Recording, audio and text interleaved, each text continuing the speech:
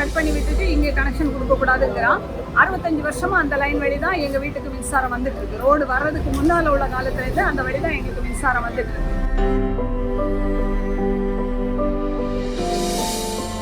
பிள்ளைகளுக்கு public exam நடந்துட்டு இருக்கு. வயசான அம்மா 85 வயசானவங்க வீட்டில் டாய்லெட்டுக்கு கூட நடந்து போக முடியாம கண் பார்வை இல்லாம இருக்காங்க. 4 பேர் சேர்ந்து எங்களை எல்லாம் தாக்கி 5 பேர் ஹாஸ்பிட்டல்ல இருந்திருக்கோம்.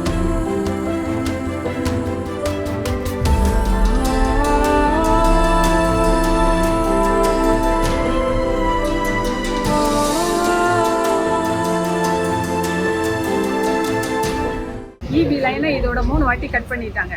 2 வாட்டி வந்து அவங்க கனெக்ஷன் கொடுத்துருக்காங்க. 3வது முறை வந்து கனெக்ஷனும் கொடுக்க விடல, துண்டு துண்டா வெட்டி வீசிட்டாங்க சர்வீஸ் லைனை. இப்போ புதிய கேபிள் வாங்கித்தாங்க, நாங்கள் வந்து மாற்றோம்னு சொல்லி நாங்கள் 2 நாளைக்கு முன்னாலே வாங்கி கொடுத்துட்டோம். வாங்கி கொடுத்ததுக்கு அப்புறமும் அதை கனெக்ஷனை கொடுக்க விடலை. உடனே இவங்க போட்டுட்டு வந்தாச்சு. இன்னைக்கு அடுத்த கேபிள் வாங்கி வச்சுட்டு அவங்கள கூப்பிடுறோம். கூப்பிட்டா போலீஸ் வேணா நாங்கள் வந்து பண்ணுவோம்னு சொல்லி போலீஸும் வந்து நிற்கிறாங்க. கனெக்ஷன் கொடுக்கல. அவன் துண்டு துண்டா கட் பண்ணி விட்டுட்டு இங்கே கனெக்ஷன் கொடுக்கக்கூடாதுங்கிறான்.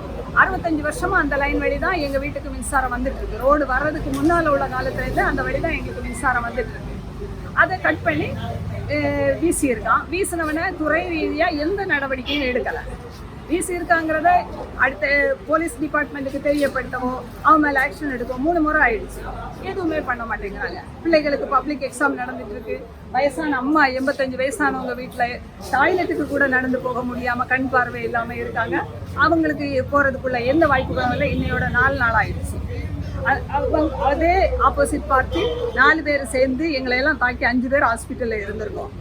அதில் என் தங்கச்சிக்கு வந்து காலில் அடிபட்டு அந்த விரல் எல்லாம் ஒடி வந்து உள்ளுக்குள்ளே கம்பி போட்டிருக்கு. இன்னும் நடக்க முடியாது. சப்போர்ட்டோட தான் டாய்லெட்டுக்கு போகணும். அது வந்து ஓட்டு வீடு, குடும்ப வீடு. இந்த டாய்லெட் வந்து வெளியே இருக்குது. கரண்ட் இல்லாமல் எப்படி அவங்களால கால் கட்டுப்படக்கூடாது, அசையக்கூடாது, எப்படி போவாங்க? இப்போ நாங்கள் வந்து இபி ஆஃபீஸ் முன்னால் இதுவரையிலும் நடவடிக்கை இல்லாததுனால நாங்கள் இபி ஆஃபீஸ் முன்னாலும் வந்து நிற்கிறோம். எங்களுக்கு நடவடிக்கை எடுங்க, எங்களுக்கு கரண்ட் தாங்க, போலீஸுக்கு ரிப்போர்ட் பண்ணுங்க. யார் இந்த சம்பவத்தை பண்ணியிருக்காங்களோ அவங்கள ரிப்போர்ட் பண்ணுங்க. யார் தடுக்கிறாங்களோ அவங்க மேலே நடவடிக்கை எடுங்க அப்படின்னு சொல்லி கேட்டு வந்திருக்கோம். ஈவினிங் வரைக்கும் போராடி இருக்கோம். போலீஸ் ஸ்டேஷனோ இபி ஆஃபீஸோ இப்படியே ஓடிட்டு இருக்கிறோம்.